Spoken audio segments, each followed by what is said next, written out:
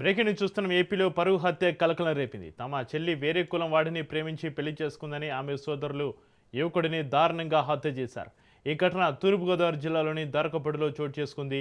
సూర్యప్రకాష్ సంధ్య అనే జంట కొంతకాలం నుంచి ప్రేమించుకుంటున్నారు. ఈ క్రమంలో సూర్యప్రకాష్ వేరే కులానికి చెందిన యువకుడు కావడంతో పెళ్లికి నిరాకరించారు. దీంతో సూర్యప్రకాష్ సంధ్య గురువారం అన్నవరంలో పెళ్లి చేసుకున్నారు.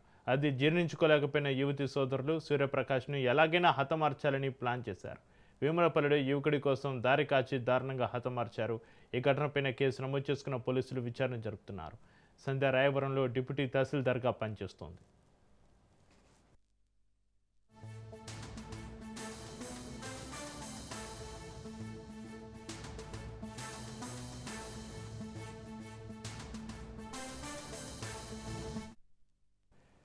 ఏపీలో పరువు హత్య కలకలం రేపింది. తమ చెల్లి వేరే కులం వాడిని ప్రేమించి పెళ్లి చేసుకుందని ఆమె సోదరులు యువకుడిని దారుణంగా హత్య చేశారు. ఈ ఘటన సంబంధించి మరింత సమాచారాన్ని మా ప్రతినిధి దుర్గారావు ఫోన్ లైన్లో అందిస్తారు. దుర్గారావు, ఏపీలో పరువు హత్యకు సంబంధించి మీ దగ్గర ఉన్న అప్డేట్స్ ఏంటి? Right Chakri, good morning. Thurpu Godavari జిల్లా మండపేట నియోజకవర్గం చెల్లెలు ప్రేమించి పెళ్లి చేసుకుంటున్న అక్కస్తో భావనం పాశవికంగా హత్య చేసి భావమర్దిలో ఉదంతం చాటున్నారని చెప్పొచ్చు. మండపేట మండలం మేడపాడు గ్రామానికి చెందిన అయినవిల్లి సంధ్య ప్రస్తుతం రాయవరం డిప్యూటీ తహసీల్దార్గా పనిచేస్తుంది. ఆమె ద్వారపూడికి చెందిన పోచుపల్లి వీర వెంకట సూర్యప్రకాశరావు గత కొంతకాలంగా వీరిద్దరు ప్రేమించుకుంటున్నారు, పెళ్లి చేసుకోవాలని నిర్ణయించుకున్నారు. ఈ నేపథ్యంలో గురువారం మధ్యాహ్నం 4 గంటలకు సమయంలో అన్నవరం దేవస్థానంలో ఆవరణలో పెళ్లి మండపం వద్ద వీరిద్దరు వివాహం చేసుకున్నారు. అలాగే వీరిద్దరు తిరిగి పెళ్లి కొడుకు అయినటువంటి వీర వెంకట సూర్యప్రకాశరావు ఇంటికి ద్వారపూడి గ్రామాన్ని చేరుకున్నారు. ఈ విషయం తెలుసుకున్న కుటుంబ సభ్యులు గురువారం అర్ధరాత్రి ద్వారపూడి పెళ్లి కొడుకు వీర వెంకట సూర్యప్రకాశరావు ఇంటికి వెళ్లి పెళ్లి కూతురు సంధ్య వరుసకు బావ మరియు మరుదులుగా అయినటువంటి వ్యక్తులు ఇద్దరు వెళ్లి విచక్షణరహితంగా అతను హతమార్చిన నిందితులను అక్కడ ఉన్న స్థానికులు పట్టుకుని స్తంభాలతో తాళ్లతో కట్టేసి పోలీసులకు సమాచారం ఇవ్వడం జరిగింది.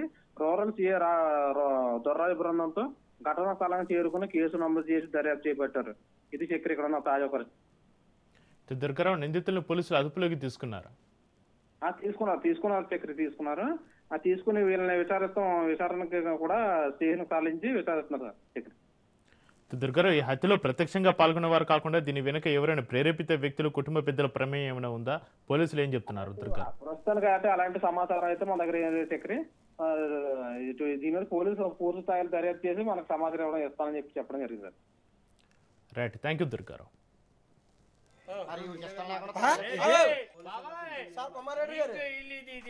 మనిషిని చంపేయారండి, చచ్చిపోయి మనిషి చచ్చిపోయింది. డ్రైనేజ్ వేసి మొత్తం పెద్ద రాయేసి చెప్పులు లేకుండా ఏమో బోధలో పాడేశారు. చెప్పులు మేము ఎలాగే వెళ్తున్నామని ఒకసారి మేడం గారు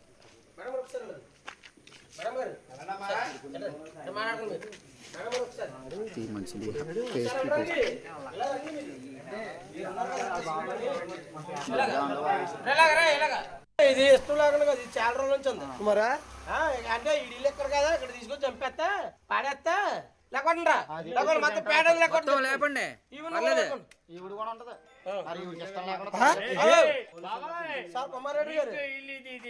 మనిషిని చంపేయారండి, చచ్చిపోయి మనిషి చచ్చిపోయింది. డ్రైనేజ్ వేసి మొత్తం పెద్ద రాయేసి చెప్పులు లేకుండా ఏమో బోధలో పాడేశారు. చెప్పులు మేము ఎలాగే వెళ్తున్నామని ఒకసారి మేడం గారు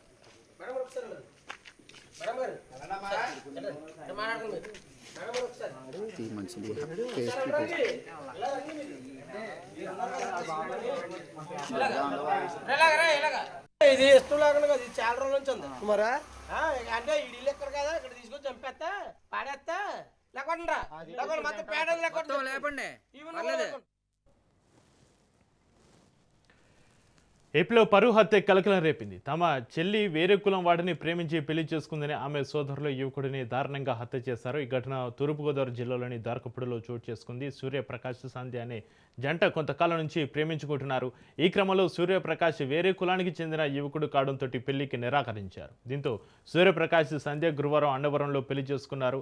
అది జీర్ణించుకోలేకపోయిన యువతి సోదరులు సూర్యప్రకాష్ను ఎలాగైనా హతమార్చాలని ప్లాన్ చేశారు. వేములపల్లిలో యువకుడి కోసం దారికాచి దారుణంగా హతమార్చారు. ఈ ఘటనపైన కేసు నమోదు చేసుకున్న పోలీసులు విచారణ జరుపుతున్నారు. సంధ్య రాయవరంలో డిప్యూటీ తహసీల్దార్గా పనిచేస్తుంది. ఈ పరువు హత్యకు సంబంధించి మరింత సమాచారాన్ని మా ప్రతినిధి దత్తు ఫోన్ లైన్లో అందిస్తారు. దత్తు, అసలేం జరిగింది? దత్తు. చక్రి తూర్పుగోదావరి జిల్లా మండపేట గ్రామానికి చెందినటువంటి ఒక లేడీ డిప్యూటీ తహసీల్దార్ గా రాయవరంలో పనిచేస్తున్నారు. ఆవిడ గత కొద్ది కాలంగా సూర్యప్రకాష్ అనే వ్యక్తితో ప్రేమ వ్యవహారం కొనసాగిస్తారు. ఈ నేపథ్యంలో ఈ ప్రేమ వ్యవహారం కోసం కుటుంబ సభ్యులు కూడా తెలిసినట్లు ఉంది. దాంట్లో వివాహం చేసుకోవద్దని చెప్పి కుటుంబ సభ్యులు వాదించినట్లుగా మనకి సమాచారం ఉంది. ప్రస్తుతం అయితే కనుక వారి ఇరువురు కూడా నిన్న రాత్రి అన్నవరం వెళ్లి అన్నవరం సత్యదేవుని సన్నిధిలో వారిద్దరూ పెళ్లి చేసుకోవడం జరిగింది. పెళ్లి చేసుకున్న తర్వాత వారు తిరిగి ఇంటికి వస్తుండగా ఈ విషయం వారి కుటుంబ సభ్యులు తెలిసింది.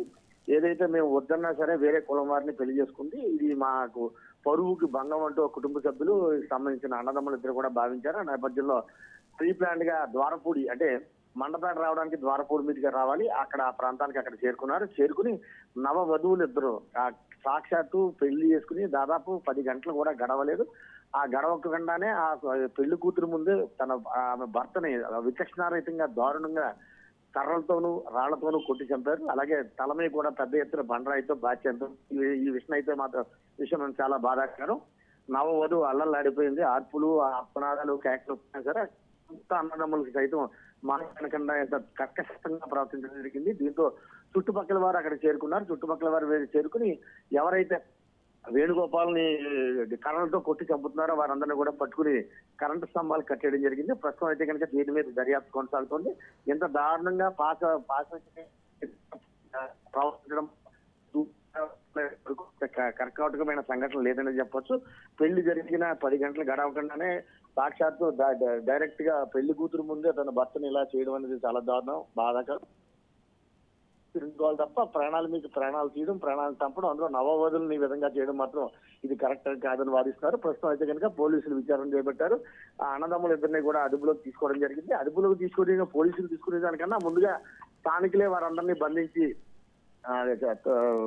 ఎలక్ట్రికల్ పోల్స్ కి కట్టడం జరిగింది. పోలీసులకు అప్పచెప్పారు. ప్రస్తుతం అయితే కనుక విచారణ కొనసాగుతోంది. చక్రి అయితే దత్తు, సంధ్య ఏం చెబుతుంది? తన భర్తని వేరే కులవాడని తన సోదరులే అతి దారుణంగా హత్య చేయడం పైన అంటే ప్రస్తుతానికి అయితే కనుక అమ్మాయి మాట్లాడలేని పరిస్థితిలో ఉంది. ఎందుకంటే పెళ్లి జరిగింది, ఆనందంగా కలకాలం జీవించవచ్చు.